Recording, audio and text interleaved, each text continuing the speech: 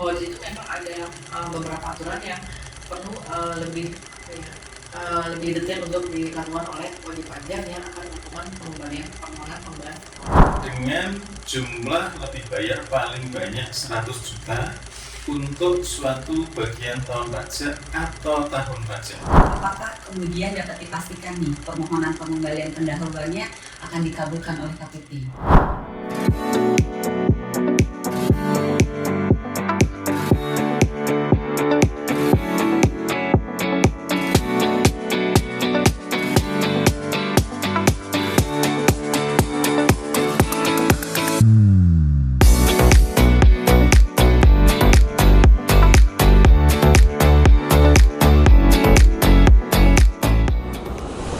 Assalamualaikum warahmatullahi wabarakatuh. Selamat siang Sobat Bijak, ketemu lagi di episode Bijak pada hari ini. Bincang Pajak, Kanwil DJP Jakarta Utara. Kota minyak adalah Balikpapan. Saatnya kita simak PMK 28. Sobat Bijak, bagaimana kabarnya siang hari ini? Semoga semua dalam keadaan sehat dan semangat ya. Bertemu lagi dengan saya, Rini, penyuluh dari Kanwil DJP Jakarta Utara. Dan pada hari ini saya tidak sendiri, saya ditemani oleh rekan saya, sama-sama penyuluh nih, ada Mas Fauzi dan ada juga Mbak Afi. Baik, sebelumnya mari kita sapa terlebih dahulu narasumber kita pada siang hari ini. Selamat siang Mbak Afi. Selamat siang juga Mbak Rini. Bagaimana kabarnya Mbak Afi? Alhamdulillah baik. Semoga Mbak Rini juga ya. Alhamdulillah. Mas Fauzi gimana kabarnya? Ya sama, alhamdulillah baik banget karena sudah mau libur panjang ya. Iya. Baik, Mas Fauzi, sesuai dengan tema kita pada siang hari ini, yaitu pengembalian pendahuluan pajak PMK 28 tahun 2026. Nah, hari ini kita mau ngobrolin terkait dengan pengembalian pendahuluan kelebihan pembayaran pajak sesuai dengan ketentuan terbaru saat ini ya, yaitu di PMK 28 tahun 2026. Khususnya untuk wajib pajak persyaratan tertentu ya. Nah Mas Fauzi, kenapa nih kita nggak kupas tuntas semuanya, kok hanya sebagian-sebagian aja? Hanya satu mekanisme ya, karena sebenarnya ada 3 mekanisme kan ya. Ya sebenarnya kita pengen lebih fokus aja Mbak, supaya nanti kita bisa mengambil perbedaannya antara mekanisme itu apa mungkin di antara podcast yang lain ya. Jadi untuk itu kita pecah-pecah pembahasan mekanismenya. Nanti mungkin ada teman-teman juga yang lain untuk membuat konten podcast juga terkait mekanisme yang lain, ketentuan kriteria tertentu sama PKP risiko rendah ya. Jadi itu Pak. Oke, jadi kita fokus dulu ya terkait tata cara pengembalian pendahuluan kelebihan pembayaran pajak sesuai dengan PMK 28 tahun 2026, khususnya untuk wajib pajak persyaratan tertentu atau biasa yang kita kenal dengan pasal 17D ya, Undang-Undang KUP ya Sobat Bijak. Nah, sebelum ke intinya, boleh dong dijelasin sedikit nih terkait latar belakang sama tujuan kenapa sih diterbitkan PMK 28 ini? Boleh dari Mas Fauzi dulu mungkin ya. Karena ini kan ada nanti latar belakangnya, ada tujuannya juga ada sesuai dengan PMK 28 ini. Nanti mungkin terkait tujuannya nanti boleh dijelaskan oleh Mbak Afi ya. Kalau latar belakangnya sebenarnya ada dua Pak.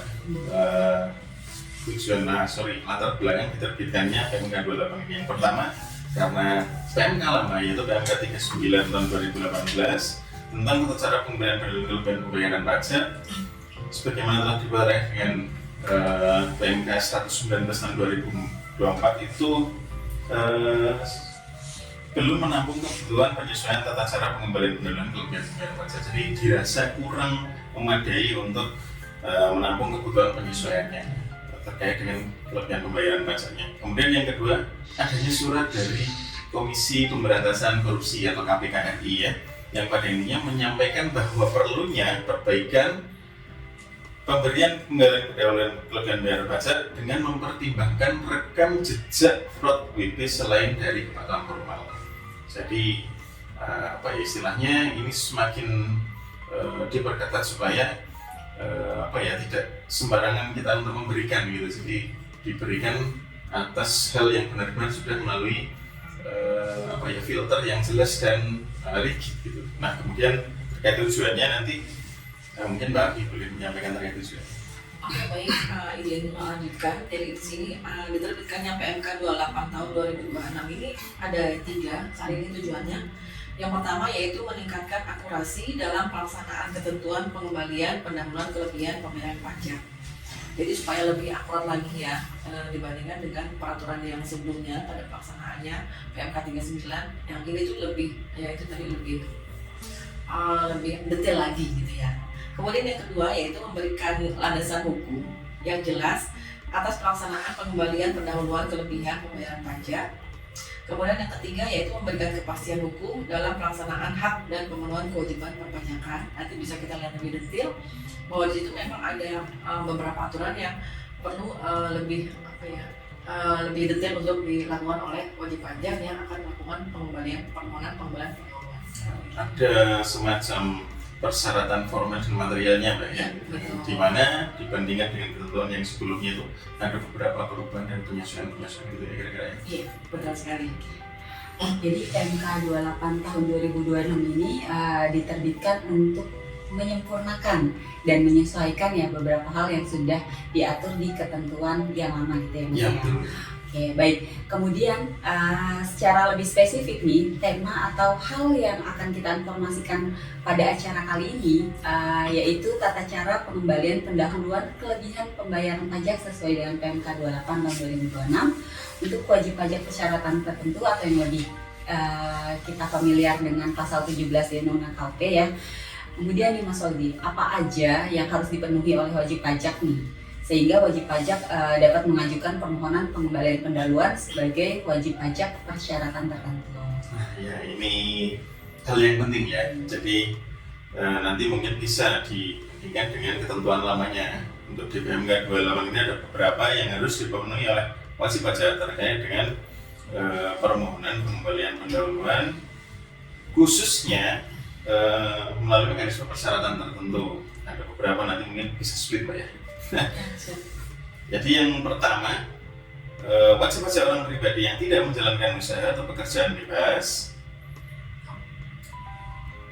yang menyampaikan SPT tahunan PPh lebih bayar. Nah ini untuk yang pertama ini masih sama dengan ketentuan lamanya memang di PMK 39 2018 beserta perubahannya, di mana tidak terdapat batasan jumlah lebih bayarnya.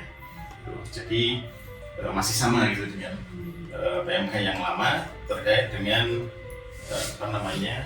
yang pertama tadi ya, WP orang pribadi yang tidak menjalankan usaha atau pekerjaan bebas, jadi masih sama.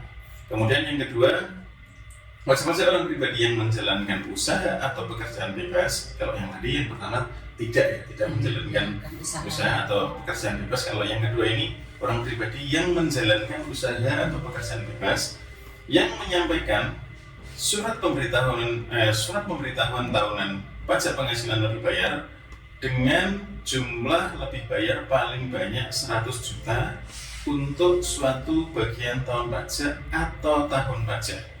Jadi Mbak, kalau di ketentuan lamanya itu di PMK 39 tahun 2018 beserta perubahannya itu jumlah lebih bayarnya paling banyak 100 juta. Jadi cukup sampai di situ aja dia.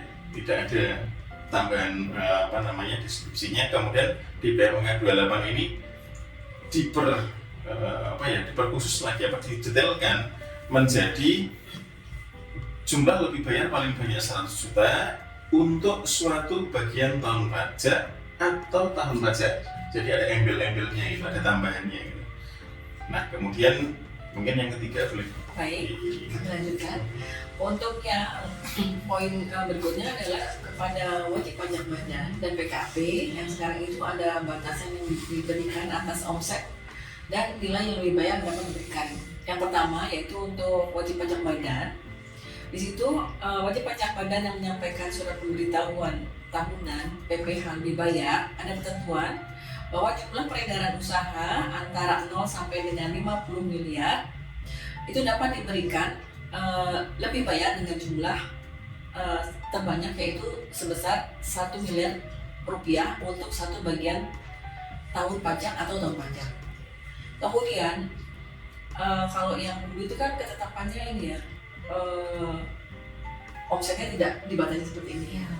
Kemudian yang berikutnya untuk PKP yang menyampaikan SPT masa PPN lebih bayar itu ada ketentuannya dengan syarat dengan jumlah penyerahan di atas 0 sampai dengan 4.200.000.000 rupiah, maka akan bisa diberikan jumlah nilai lebih bayar yang diberikan sebanyak paling banyak 1 miliar rupiah untuk satu masa pajak, untuk suatu masa pajak. Jadi dia bisa untuk pendahuluan ya, pendahuluan dia bisa lakukan untuk masa pajak tertentu. Kemudian namun ini tidak berlaku bagi PKP yang belum melakukan sama sekali penyerahan BKP atau JKP atau ekspor BKP atau JKP sesuai pasal 9 ayat 2A Undang-Undang PPN. Jadi syaratnya adalah dia harus melakukan penyerahan terlebih dahulu. Jadi kalau dia belum sama sekali belum melakukan penyerahan itu tidak dapat diberikan. Seperti itu. Dan pada ketentuan yang lama bedanya adalah kriteria jumlah yang lebih banyak dapat diberikan pada ketentuan yang lama itu bisa mencapai 5 miliar, namun yang sekarang dibatasi menjadi 1 miliar saja. Wah, menarik sekali nih ya. Nah, karena ternyata ada beberapa penyesuaian dan perubahan jika dibandingkan dengan ketentuan sebelumnya ya. Kemudian nih setelah semuanya terpenuhi, nah terkait dengan pemenuhan sebagai wajib pajak persyaratan tertentu, apakah kemudian dapat dipastikan nih permohonan pengembalian pendahuluannya akan dikabulkan oleh KPT? Oh, tentu saja tidak. Kalau yang di depan tadi itu kan hanya istilahnya dia persyaratan formalnya itu ya. Nah kemudian terpenuhinya hal-hal terkait pemenuhan sebagai wajib pajak persyaratan tertentu yang kita jelaskan di awal tadi itu tentu saja tidak serta-merta secara otomatis akan membuat permohonan pengembalian pendahuluannya akan langsung dikabulkan. Jadi itu. Tetapi ada mekanisme penelitian atas SPT yang disampaikan oleh pajak, wajib pajak terhadap satu kebenaran penulisan dan penghitungan pajak. Jadi akan dilakukan dengan memastikan kebenaran penjumlahan, pengurangan, perkalian, dan atau pembagian suatu bilangan dalam penghitungan pajaknya. Jadi itu pun akan diteliti. Jadi tidak serta-merta tadi sudah dipenuhi semua formalnya, kemudian ya udah langsung diberikan pengembalian pendahuluannya itu dikabulkan. Kemudian yang kedua terkait dengan bukti pemotongan dan atau bukti pemungutan PPh dan atau bukti pembayaran PPh yang dikreditkan wajib pajak pemohon, ini dilakukan untuk memastikan yang pertama bukti potong atau pungut PPh telah diterbitkan melalui sistem administrasi Direktorat Jenderal Pajak. Jadi ini memastikan bahwa bukti potongnya sudah benar-benar diterbitkan dan sudah ada di sistem kita, sistem DJP. Jadi itulah salah satu cara validasi DJP untuk menetapkan bahwa oke, ini bukti potongnya memang sudah kita akui dan valid. Nah kemudian dokumen yang dipersamakan dengan bukti potong atau bukti pemungutan PPh yang diterbitkan tidak melalui sistem DJP, tapi telah tervalidasi dalam sistem administrasi Direktorat Jenderal Pajak. Yang kemudian yang ketiga, pajak yang tercantum dalam bukti pembayaran PPh dalam tahun pajak berjalan yang dibayar sendiri telah divalidasi dengan ETPN dalam hal pembayaran dilakukan dengan menggunakan SSP dan atau telah divalidasi dalam sistem administrasi DJP dalam hal pembayaran menggunakan sarana administrasi lain yang dipersamakan dengan SSP atau surat setoran pajak. Nah, kemudian yang ketiga boleh Mbak Fi, untuk yang ketiga dan seterusnya. Yang ketiga yaitu persyaratan PM seperti apa yang dapat dikreditkan itu ya. Di sini dapat dipastikan ada 5 ya, ada 5 persyaratan detailnya boleh kami bacakan ya. Yang pertama yaitu pajak masukan yang dikreditkan oleh wajib pajak yang memenuhi persyaratan adalah dia harus tercantum dalam faktur pajak yang telah dilaporkan dalam suatu SPT masa PPN dari membuat faktur atau dari melakukan transaksi. Kemudian yang kedua, PM tersebut tercantum dalam dokumen tertentu yang kedudukannya dipersamakan dengan faktur pajak yang telah dilaporkan dalam SPT masa PPN yang membuat dokumen tertentu yang kedudukannya disamakan dengan faktur pajak. Seperti itu ya.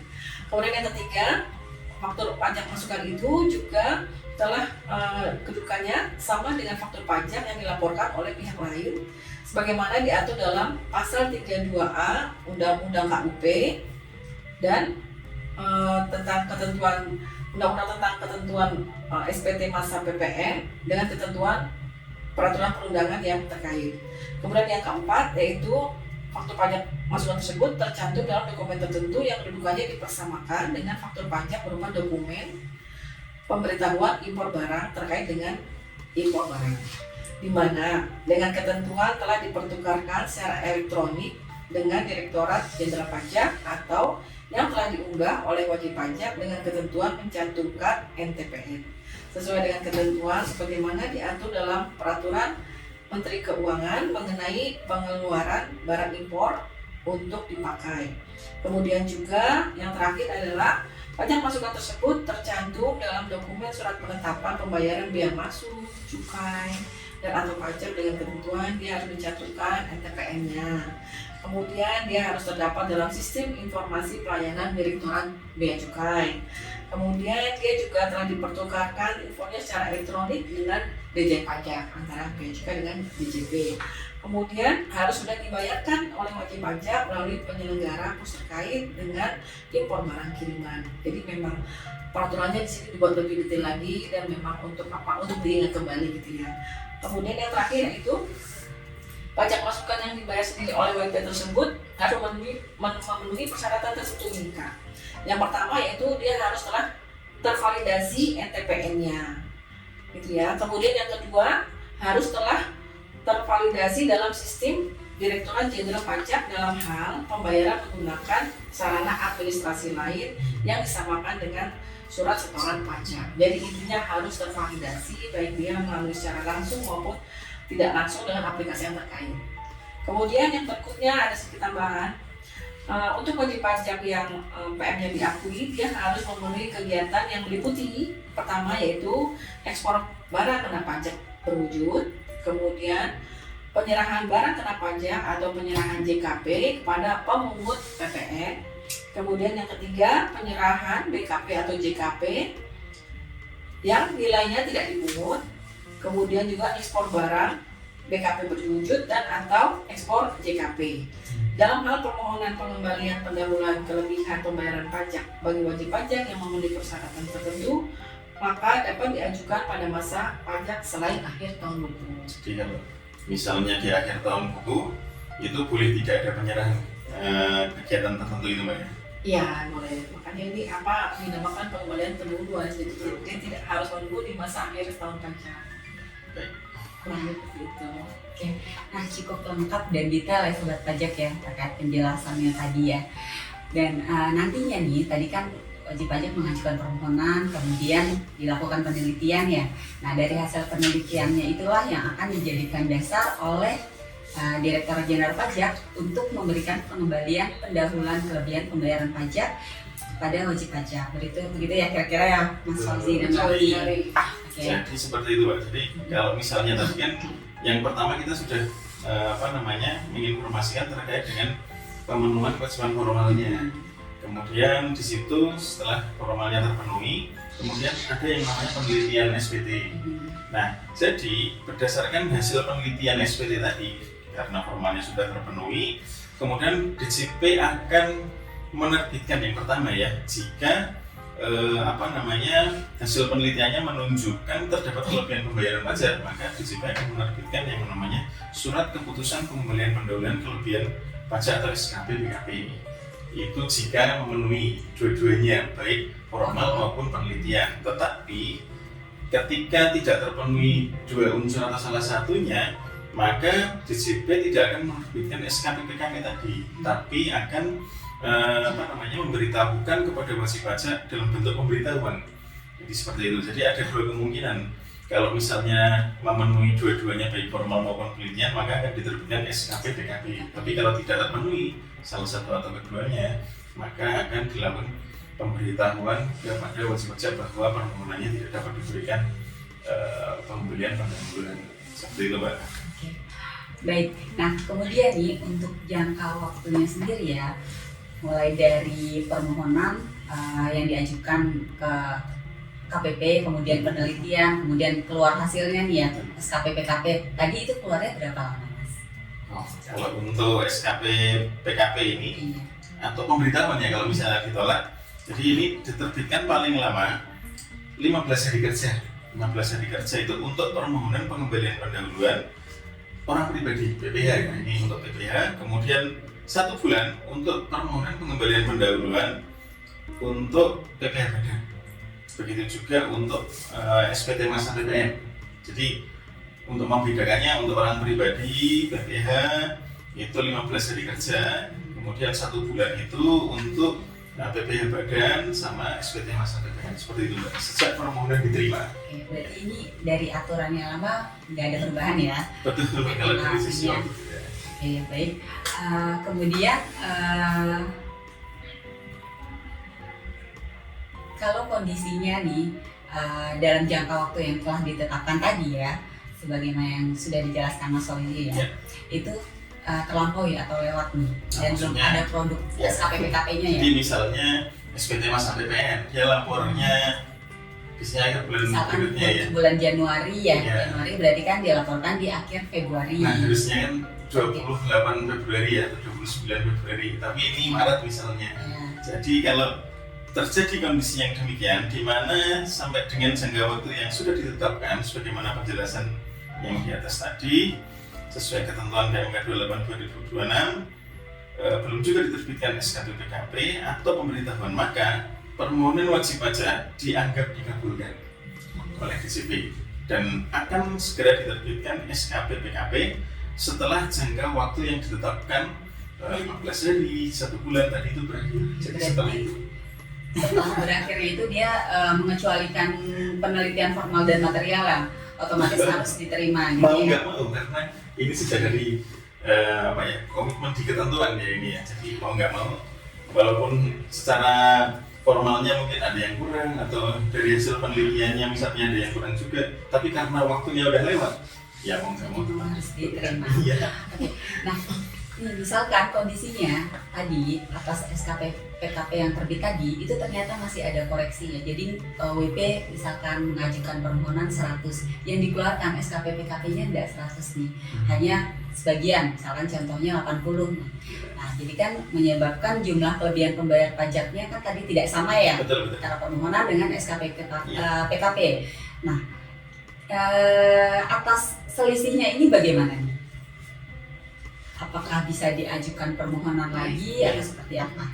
Jadi memang untuk SKPPKP yang menurut wajib pajak itu nilainya belum sesuai dengan permohonan LB yang pertama kali. Koreksi nggak ya biasanya ya?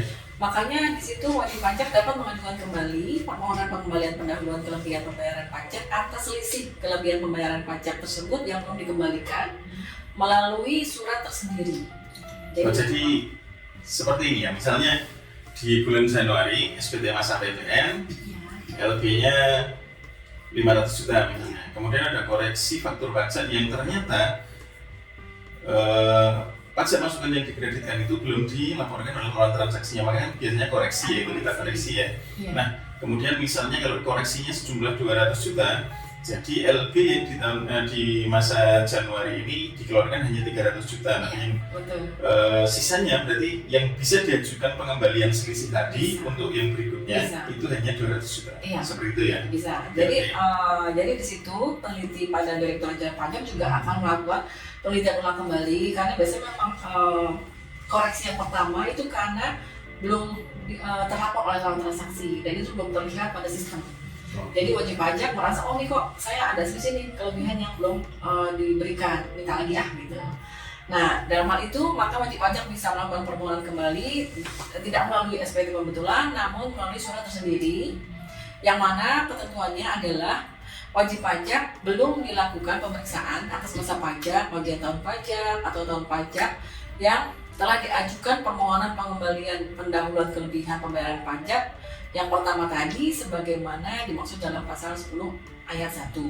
Jadi dia belum dilakukan pemeriksaan atas masa yang dimohonkan tadi. Kemudian syarat kedua, wajib pajak tidak dilakukan pemeriksaan bukti permulaan secara terbuka terhadap wajib pajak yang memenuhi persyaratan tertentu tadi yang telah mengajukan permohonan pengembalian pendahuluan kelebihan pembayaran pajak sebagaimana dimaksud dalam pasal 10 ayat 1. Dan permohonan ini paling lambat harus dilakukan oleh wajib pajak 2 tahun sebelum daluarsa penetapan. Jadi harus bersegera. 2 tahun sebelum Dalam Iya. 1 tahun ya. Betul. Kalau gelar sarjana penutama itu berapa tahun? 5 tahun ya? Tahun. Iya. Berarti dia maksimal tahun ketiga harus sudah mengajukan. Iya, kalau nggak secepatnya juga mata rantai penelitiannya itu masih apa ya, masih kelihatan jelas. Ya, Kalau dan- udah agak jauh agak susah nanti. Ya sebenarnya jangan lama-lama gitu, Jangan karena lama-lama, antisipasi juga terkait dengan ketentuan yang pertama tadi terkait dengan pemeriksaan. Biasanya kan nggak langsung kan Betul. pemeriksaan dari kalau kelamaan ternyata Betul. diperiksa Betul, gitu, ya. mengurangi resiko. Betul. Itu juga termasuk pemeriksaan terbuka ya. Nanti angka-angkanya bisa udah berubah semua seperti itu. Nah ya itu menjadi penelitiannya nanti agak Pengejaran nanti lama ya. angkanya. Jadi wajib pajak sini memang harus aware atas permohonan yang dilakukan. Ya, sebelum waktu, Iya, Pak. ada meneliti juga. Jadi cross check kita meneliti, wajib pajak juga melakukan. Kita sama-samain Ya, dari proses sisi kita administrasinya juga rapi, dari sisi wajib pajak juga nggak terlalu lama. Betul sekali Mas Fauzi. Untuk permohonannya sendiri terkait dengan surat tersendiri tadi ya, itu cara penyampaiannya gimana Mas Fauzi? Boleh dijelaskan? Ya, kalau sekarang kan sudah ada korteks juga Mbak ya.